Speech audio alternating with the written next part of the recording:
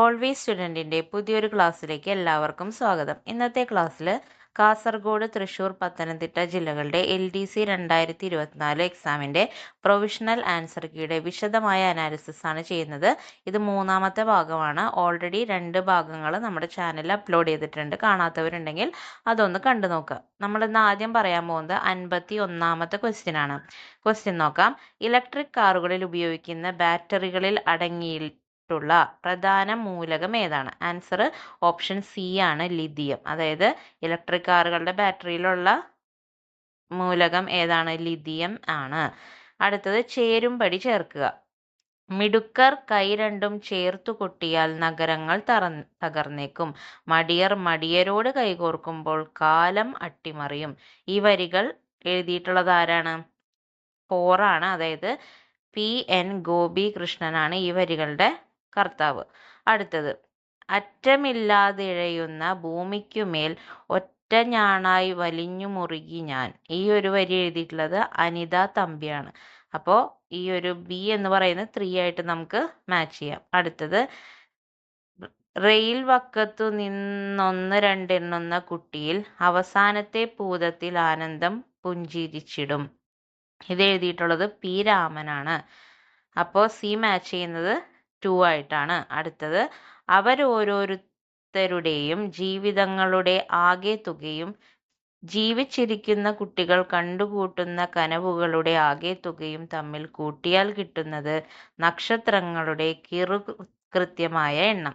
ഇത് എഴുതിയിട്ടുള്ളത് അസീം താന്നിമൂടാണ്. അസീം താന്നിമൂടാണ് ഈ വരി എഴുതിയിട്ടുള്ളത്. അപ്പോൾ ഡി മാച്ച് ചെയ്യുന്നത് 1 ആയിട്ടാണ്. അപ്പോൾ ഇതിനനുസരിച്ച് നമ്മുടെ ഓപ്ഷൻ നോക്കുകയാണെങ്കിൽ വരുന്നത് എ ആണ് ഈ രീതിയിൽ മാച്ച് ചെയ്തിരിക്കുന്നത്. ഓക്കെ, അടുത്ത ക്വസ്റ്റ്യൻ, ഇരയിമൻ തമ്പിയുടെ ആട്ടക്കഥകളിൽ ഉൾപ്പെടാത്തത് ഏത്? ഉത്തരാസ്വയംവരം, കീചകവധം, ദക്ഷയാഗം, തോരണയുദ്ധം. അപ്പോൾ ഇരയിമൻ തമ്പിയുടെ ആട്ടക്കഥയിൽ ഉൾപ്പെടാത്തത് തോരണയുദ്ധമാണ്. അടുത്തത്, കുറച്ച് കഥാപാത്രങ്ങളും ഏത് കൃതിയിലാണെന്നാണ് തന്നിരിക്കുന്നത്. അപ്പോൾ അത് ചേരുംപടി ചേർക്കണം. ഇറാനി മോസ് എന്ന് പറയുന്നത് കരിക്കോട്ടക്കരി എന്ന് പറയുന്ന കൃതിയിലാണ് ഇറാനി മോസ്. അപ്പോൾ മാച്ച് ചെയ്യേണ്ടത് 4, കരിക്കോട്ടക്കരി. അടുത്തത് പീലിപ്പോസ് എന്ന് പറയുന്നത് 3ാമത്തെ അടി, ആ ഒരു കൃതിയിലാണ്. അടുത്തത് ഉണ്ണിച്ചെക്കൻ എന്ന് പറയുന്ന അടിയാള പ്രേതത്തിലെ, വാവച്ചൻ എന്ന് പറയുന്നത് മീശയിൽ. അപ്പോൾ ഇറാനിമോസ് എന്ന് പറയുന്നത് കരിക്കോട്ടക്കരി, പീലിപ്പോസ് എന്ന് പറയുന്ന അടി, ഉണ്ണിച്ചക്കൻ മീശ, ഉണ്ണിച്ചക്കൻ അടിയാളപ്രേതം, വാവച്ചൻ മീശ. അപ്പോൾ ഈ രീതിയിൽ മാച്ച് ചെയ്യുന്ന ഓപ്ഷൻ സി ആണ് നമ്മുടെ കറക്റ്റ് ആയിട്ടുള്ള ആൻസർ വരിക. അടുത്തത്, മുസിരീസ് പൈതൃക പദ്ധതിയുമായി ബന്ധപ്പെടാത്തത് ഏത്? ആൻസർ ഓപ്ഷൻ ഡി ആണ്, സെന്റ് ഫ്രാൻസിസ് പള്ളി, ഫോർട്ട് കൊച്ചി. ഫോർട്ട് കൊച്ചിയിലെ സെന്റ് ഫ്രാൻസിസ് പള്ളി മുസിരീസ് പൈതൃക പദ്ധതിയുടെ ഭാഗമല്ല. ബാക്കിയൊക്കെ നിങ്ങൾ നോക്കിയേ, ചേരമാൻ ജുമാ മസ്ജിദ്, പാലിയം കോവിലകം, സഹോദരൻ അയ്യപ്പൻ ഭവനം, ഇതൊക്കെ നമ്മുടെ കൊടുങ്ങല്ലൂർ ആ ഒരു അതിൻ്റെ സമീപ പ്രദേശങ്ങളിലുള്ള ഭാഗത്തുള്ളതാണ് ചേരമാൻ ജുമാ മസ്ജിദും പാലിയം കോവിലകവും സഹോദരൻ അയ്യപ്പൻ ഭവനവും ഒക്കെ. പക്ഷേ സെന്റ് ഫ്രാൻസിസ് പള്ളി എന്ന് പറയുന്നത് കൊച്ചിയിലോട്ട് എത്തി. അപ്പോൾ അതുകൊണ്ട് അത് മുസിരീസ് പൈതൃക പദ്ധതിയുടെ ഭാഗമല്ലാത്തത് ഏതെന്ന് ചോദിക്കുമ്പോൾ ഓപ്ഷൻ ഡി ആണ് കറക്റ്റ് ആൻസർ വരിക. അടുത്തത്, ധ്യാൻചന്ദ് പുരസ്കാരവുമായി ബന്ധപ്പെട്ട ശരിയായ പ്രസ്താവനകൾ തിരഞ്ഞെടുക്കുക. ഇതിപ്പോൾ വരാനുള്ള കാരണം ഓഗസ്റ്റ് 29 എന്ന് പറയുന്നത് ദേശീയ സ്പോർട്സ് ഡേ ആയിട്ട് ആഘോഷിക്കുന്നതാണ്. അത് ധ്യാൻചന്ദിൻ്റെ ജന്മദിനമാണ് അങ്ങനെ ആഘോഷിക്കുന്നത്. അപ്പോൾ അതുകൊണ്ട് ഇത് ഏറ്റവും റീസെൻ്റ് ആയിട്ടുള്ള ഒരു കറണ്ട് അഫെയർ ആണ്. അപ്പോൾ ആ സമയത്ത് നമ്മുടെ കറണ്ട് അഫെയറിൻ്റെ ഡീറ്റെയിൽഡ് ആയിട്ടുള്ള വീഡിയോസിൽ നമ്മളൊരു ക്ലാസ്സിൽ ഇത് ഡിസ്കസ് ചെയ്തിട്ടുണ്ട്. ധ്യാൻചന്ദ് പുരസ്കാരത്തിനെ കുറിച്ച്, അതിൻ്റെ ഒരു ഹിസ്റ്ററി. ഇത് മുൻപ് രാജീവ് ഗാന്ധി ഖേൽ രത്ന പുരസ്കാരം എന്നാണ് അറിയപ്പെട്ടിരുന്നത്. പിന്നീടാണ് അതിൻ്റെ പേര് മാറ്റിയിട്ട് മേജർ ധ്യാൻചന്ദ് ഖേൽ രത്ന പുരസ്കാരം എന്നാക്കിയത്. അപ്പോൾ അതിൽ നമ്മൾ വിശദമായിട്ട് അതിൻ്റെ എല്ലാ ഡീറ്റെയിൽസും പറഞ്ഞിട്ടുണ്ടായിരുന്നു. അപ്പോൾ ഇപ്പോൾ നമ്മുടെ ഇങ്ങനത്തെ കറണ്ട് അഫെയർസ് വീഡിയോസിൻ്റെ ഉപകാരം നിങ്ങൾ മനസ്സിലാക്കുക. അതായത് നമുക്ക് ഈ ഡീറ്റെയിൽഡ് ആയിട്ടുള്ള ഡിസ്ക്രിപ്ഷൻ ഉള്ള കറണ്ട് അഫെയർ വീഡിയോസിന് വ്യൂസും വാച്ച് അവറൊക്കെ വളരെ കുറവാണ്. പക്ഷെ അത് നമ്മൾ അങ്ങനെ ഡീറ്റെയിൽഡ് ആയിട്ട് എടുക്കുന്നതിൻ്റെ കാരണം ഇങ്ങനെയുള്ള ക്വസ്റ്റ്യൻസ് ആണ് ഇപ്പോൾ കൂടുതലും കണ്ടുവരുന്നത്. കറണ്ട് അഫെയർ മാത്രം അറിഞ്ഞിട്ട് കാര്യമില്ല, ആ കറണ്ട് അഫെയറിൻ്റെ ബാക്ക്ഗ്രൗണ്ടിലുള്ള ഫാക്റ്റുകൾ നിങ്ങൾ കിട്ടണം. അപ്പോൾ ആ രീതിയിലാണ് നമ്മുടെ കറണ്ട് അഫെയർ ക്ലാസ് കൊണ്ടുപോകുന്നത്. അപ്പോൾ എല്ലാവരും അത് കാണാം. നിങ്ങൾക്ക് എന്തായാലും അത് ഹെൽപ്ഫുൾ ആയിരിക്കും. അപ്പോൾ നമുക്ക് ഈ ഒരു ക്വസ്റ്റ്യനിൽ നോക്കുകയാണെങ്കിൽ ആദ്യത്തെ സ്റ്റേറ്റ്മെന്റ് വരുന്നത് മികച്ച ക്രിക്കറ്റർക്കുള്ള പുരസ്കാരമാണ് ധ്യാൻചന്ദ് പുരസ്കാരം എന്നാണ്. അല്ല, ഏറ്റവും നല്ല പെർഫോമൻസ് കാഴ്ചവെക്കുന്ന സ്പോർട്സ് പേഴ്സൺ എന്നാ പറയണുള്ളൂ. അല്ലാണ്ട് ഇന്ന ഒരു കാറ്റഗറി, ഈ ഒരു ഇനത്തിൽ പങ്കെടുക്കുന്ന ആളെന്നില്ല. ഏറ്റവും നല്ല, അതായത് കഴിഞ്ഞ 4 വർഷങ്ങളിൽ ഏറ്റവും നല്ല പെർഫോമൻസ് കാഴ്ചവെക്കുന്ന സ്പോർട്സ് പേഴ്സണ് കൊടുക്കുന്ന ഇന്ത്യയിലെ ഏറ്റവും ഹയസ്റ്റ് ലെവലിലുള്ള അവാർഡാണ് ധ്യാൻചന്ദ് പുരസ്കാരം എന്ന് പറയുന്നത്. അപ്പോൾ ഒന്നാമത്തെ സ്റ്റേറ്റ്മെന്റ് തെറ്റാണ്. ഗുസ്തി താരമായ ധ്യാൻചന്ദിന്റെ പേരിൽ നൽകുന്ന പുരസ്കാരം. അല്ല, ധ്യാൻചന്ദ് എന്ന് പറയുന്നത് ഹോക്കി പ്ലെയർ ആയിരുന്നു. അദ്ദേഹത്തിന്റെ പേരിലാണ്, ഹോക്കി പ്ലെയർ ആയിട്ടുള്ള ധ്യാൻചന്ദിന്റെ പേരിലാണ് ഈ പുരസ്കാരം നൽകുന്നത്. മികച്ച കായിക പരിശീലകർക്ക് നൽകുന്ന പുരസ്കാരം. അല്ല, ഞാനിപ്പോൾ നേരത്തെ പറഞ്ഞതുപോലെ ഏറ്റവും നല്ല പെർഫോമൻസ് കാഴ്ചവെക്കുന്ന സ്പോർട്സ് പേഴ്സണ് കൊടുക്കുന്ന പുരസ്കാരമാണ് ധ്യാൻചന്ദ് പുരസ്കാരം. മികച്ച കായിക പരിശീലകർക്കുള്ള പുരസ്കാരം വേറെയുണ്ട്, ദ്രോണാചാര്യ പുരസ്കാരം എന്ന് പറഞ്ഞിട്ട്, അത് വേറെയാണ്. അപ്പൊ 3 അല്ല. 4, KM Beenamol, Anju Bobby George, PR Sreejesh തുടങ്ങിയ മലയാളികൾ ധ്യാൻചന്ദ് പുരസ്കാരം നേടിയിട്ടുണ്ട്. അപ്പോൾ ഞാൻ നേരത്തെ പറഞ്ഞല്ലോ, ഈ ഒരു പുരസ്കാരം മുമ്പ് അറിയപ്പെട്ടിരുന്ന രാജീവ് ഗാന്ധി ഖേൽരത്ന പുരസ്കാരമാണ്. ഇപ്പോഴാണ് ധ്യാൻചന്ദ് ഖേൽരത്ന എന്ന് അറിയപ്പെടാൻ തുടങ്ങിയത്.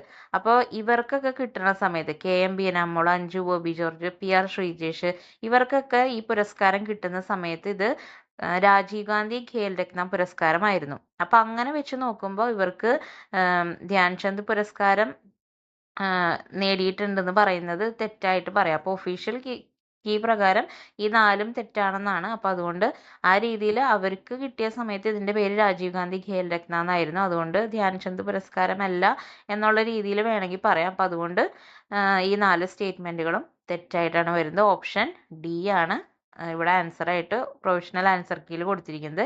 എല്ലാം തെറ്റ്. നെക്സ്റ്റ് കേരള സർക്കാർ അവതരിപ്പിക്കുന്ന ജീവാനന്ദം പദ്ധതി സംബന്ധിച്ച ശരിയായ പ്രസ്താവന തിരഞ്ഞെടുത്ത് എഴുതുക. അത് എന്താണ് ജീവാനന്ദം പദ്ധതി? സർക്കാർ ജീവനക്കാരുടെ ശമ്പളത്തിൽ നിന്നും നിശ്ചിത തുക ഈടാക്കുകയും വിരമിച്ച ശേഷം മാസം തോറും തുക തിരികെ നൽകാനും ലക്ഷ്യമിട്ടുള്ള പദ്ധതിയാണ് ജീവാനന്ദം പദ്ധതി. അതായത് ഇപ്പോൾ സർക്കാർ ഉദ്യോഗസ്ഥരായിട്ടുള്ള ആൾക്കാരുടെ ഇപ്പോഴത്തെ ശമ്പളത്തിൽ നിന്ന് കുറച്ച് തുക പിടിക്കും. എന്നിട്ട് ആ ഒരു തുക ഇവർ റിട്ടയർ ആയതിനു ശേഷം എല്ലാ മാസവും വീതിച്ചു നൽകും.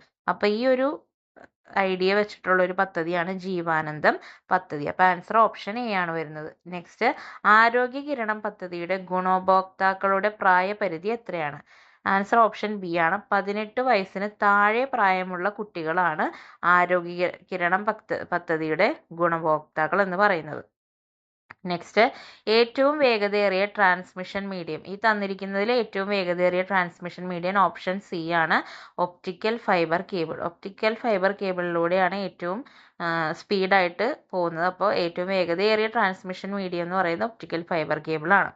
നെക്സ്റ്റ്, സൈബർ ആക്രമണങ്ങൾ തടയുന്നതിനായി ഇന്ത്യൻ പ്രതിരോധ മന്ത്രാലയം രൂപകൽപ്പന ചെയ്ത ഓപ്പറേറ്റിംഗ് സിസ്റ്റം ഏത്? ആൻസർ ഓപ്ഷൻ B ആണ്, മായ OS. ഓക്കെ, മായ OS ആണ്. അത് ഇന്ത്യ തന്നെ ഡെവലപ്പ് ചെയ്തിട്ടുള്ള ഇൻഡിജിനസ് ആയിട്ടുള്ള അല്ലെങ്കിൽ തദ്ദേശീയമായിട്ടുള്ള ഒരു ഓപ്പറേറ്റിംഗ് സിസ്റ്റം ആണ്. അതിന്റെ കാരണം എന്താ വെച്ചിട്ടുണ്ടെങ്കിൽ വിൻഡോസ് ഒക്കെ യൂസ് ചെയ്യുന്നത് കാരണമായിരിക്കാം ഒരുപാട് കുറേ സൈബർ അറ്റാക്കുകൾ ഇന്ത്യയുടെ ഡിഫൻസ് സിസ്റ്റത്തിലൊക്കെ ഉണ്ടായിരുന്നു. അപ്പോൾ അത് ഒഴിവാക്കാൻ വേണ്ടി വിൻഡോസ് ഉപയോഗം നിർത്തി അതിന് പകരം നമ്മുടെ തദ്ദേശീയമായി വികസിപ്പിച്ച ഒരു സോഫ്റ്റ്വെയർ തന്നെ ഉപയോഗിക്കണം. അത് ഓൾമോസ്റ്റ് വിൻഡോസിന്റെ ഫീച്ചേഴ്സിനൊക്കെ സിമിലർ ആയിട്ടാണ് അത് ഡിസൈൻ ചെയ്തിരിക്കുന്നത്. അപ്പോൾ അങ്ങനെ അതിനുവേണ്ടി, അതായത് ഇന്ത്യയുടെ പ്രതിരോധ മന്ത്രാലയം അവർക്ക് വേണ്ടി മാത്രം ഉപയോഗിക്കാം എന്നുള്ള രീതിയിൽ ക്രിയേറ്റ് ചെയ്തിട്ടുള്ള ഒരു ഓപ്പറേറ്റിംഗ് സിസ്റ്റമാണ് മായ OS എന്ന് പറയുന്നത്. പക്ഷെ പിന്നീട് അത് അവര് ബാക്കി ആർമിയുടെ ബാക്കി ഭാഗങ്ങളിലേക്കൊക്കെ ഉപയോഗിക്കും എന്നുള്ളതും പറഞ്ഞിട്ടുണ്ടായിരുന്നു. അപ്പൊ സൈബർ ആക്രമണം തടയുന്നതിനായിട്ടാണ് ഇന്ത്യൻ പ്രതിരോധ മന്ത്രാലയം മായ OS അവതരിപ്പിച്ചത്. നെക്സ്റ്റ്, താഴെ തന്നിരിക്കുന്നവയിൽ ക്ലൗഡ് അടിസ്ഥാനമാക്കിയുള്ള സിസ്റ്റം ഏതെല്ലാം? ഇതിലെല്ലാവരും, അതായത് email, Facebook, YouTube, Google drive, ഇതെല്ലാം ക്ലൗഡ് അടിസ്ഥാനമാക്കിയുള്ള സിസ്റ്റമാണ്. അപ്പോൾ ആൻസർ ഓപ്ഷൻ D ആണ്, മുകളിൽ പറഞ്ഞവയെല്ലാം. താഴെ പറയുന്നവയിൽ ഒപ്റ്റിക്കൽ സ്റ്റോറേജ് ഡിവൈസിന് ഉദാഹരണം ഏതാണ്? Answer option A, Blu-ray disc. Blu-ray disc എന്ന് പറയുന്നത് ഒരു ഒപ്റ്റിക്കൽ സ്റ്റോറേജ് ഡിവൈസ് ആണ്. നെക്സ്റ്റ്, ഇമെയിലിന്റെ കാര്യത്തിൽ ശരിയല്ലാത്ത പ്രസ്താവന ഏത്? നോക്കാം.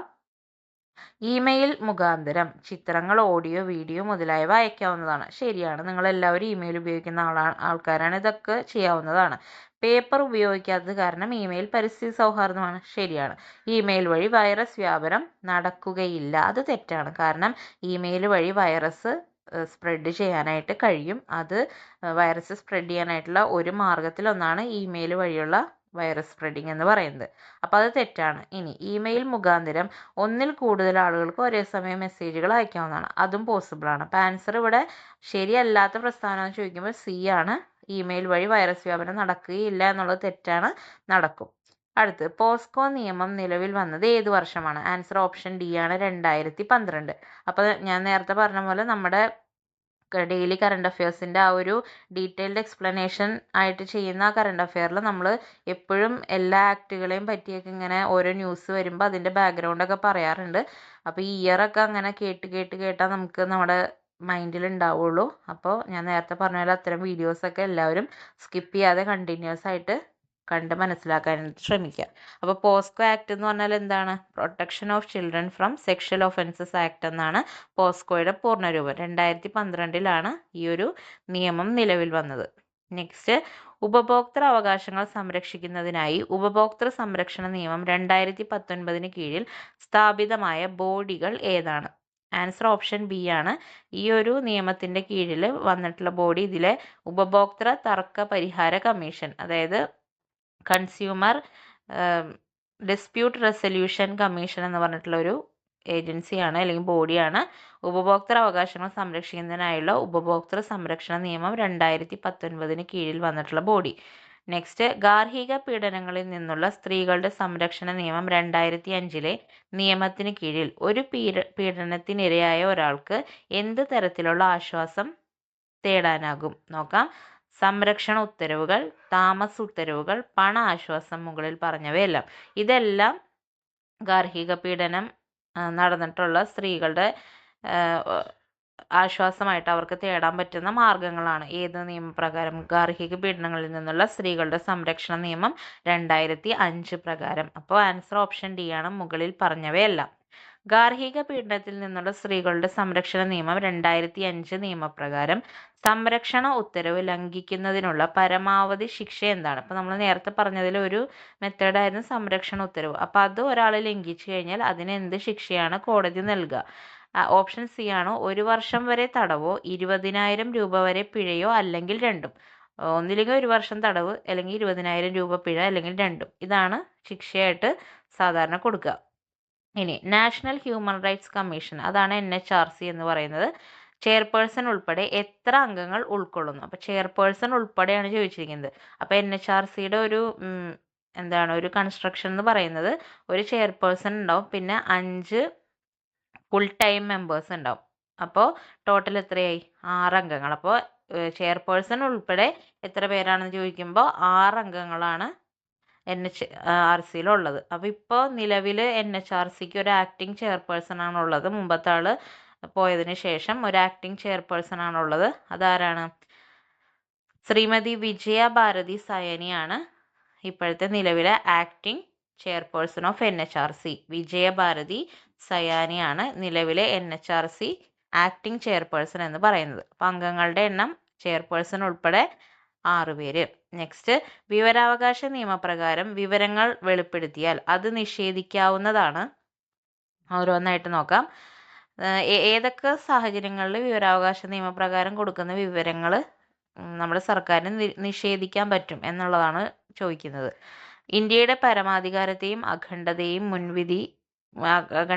മുൻവിധി കാണിക്കുക, അത് നമുക്ക് റിജക്റ്റ് ചെയ്യാവുന്ന ഒരു ഓപ്ഷനാണ്. സംസ്ഥാനത്തിൻ്റെ സാമ്പത്തിക താല്പര്യങ്ങളെ ബാധിക്കുന്നു, അതും നമുക്ക് നിഷേധിക്കാവുന്നതാണ്. ഏതൊരു വ്യക്തിയുടെയും ജീവനോ ശാരീരിക സുരക്ഷയോ അപകടത്തിലാക്കുക, അത് നമുക്ക് റിജക്റ്റ് ചെയ്യാവുന്നതാണ്. അപ്പോൾ ഈ പറഞ്ഞതെല്ലാം നമുക്ക് വിവരാവകാശ നിയമപ്രകാരം ലഭിക്കുന്ന വിവരമായാലും നിഷേധിക്കാവുന്ന കാറ്റഗറിയിൽ വരുന്ന കാര്യങ്ങളാണ്. അപ്പോൾ ആൻസർ ഓപ്ഷൻ ഡി ആണ്, മുകളിൽ പറഞ്ഞവയെല്ലാം. അടുത്തത്, ദേശീയ വനിതാ കമ്മീഷന്റെ വാർഷിക റിപ്പോർട്ട് ഏത് ബോഡിക്കാണ് സമർപ്പിക്കേണ്ടത്? ആൻസർ ഓപ്ഷൻ സി ആണ്, കേന്ദ്ര സർക്കാർ. അപ്പം കേന്ദ്ര സർക്കാരിനാണ് ദേശീയ വനിതാ കമ്മീഷൻ അവരുടെ വാർഷിക റിപ്പോർട്ട് എല്ലാ വർഷങ്ങളിലും സമർപ്പിക്കുന്നത്. അപ്പോൾ ഇത്രയാണ് നമ്മൾ ഇന്നത്തെ വീഡിയോയിൽ കവർ ചെയ്യുന്നത്. ബാക്കി ഇനിയുള്ളത് മാത്സ്, ഇംഗ്ലീഷ്, മലയാളം ക്വസ്റ്റ്യൻസ് ആണ്. അത് ഒരുമിച്ച് നമുക്ക് നെക്സ്റ്റ് വീഡിയോയിൽ കവർ ചെയ്യാം. അപ്പോൾ ഈ ഒരു എക്സ്പ്ലനേഷൻ വീഡിയോസ് നിങ്ങൾക്ക് ഹെൽപ്ഫുൾ ആവുന്നുണ്ടെന്ന് കരുതുന്നു. ഹെൽപ്ഫുൾ ആവുന്നുണ്ടെങ്കിൽ നമ്മുടെ ചാനൽ ഒന്ന് സബ്സ്ക്രൈബ് ചെയ്ത് സപ്പോർട്ട് ചെയ്യുക. അടുത്ത വീഡിയോ ആയിട്ട് കാണുന്നവരെ എല്ലാവർക്കും താങ്ക്സ് ഫോർ വാച്ചിങ്.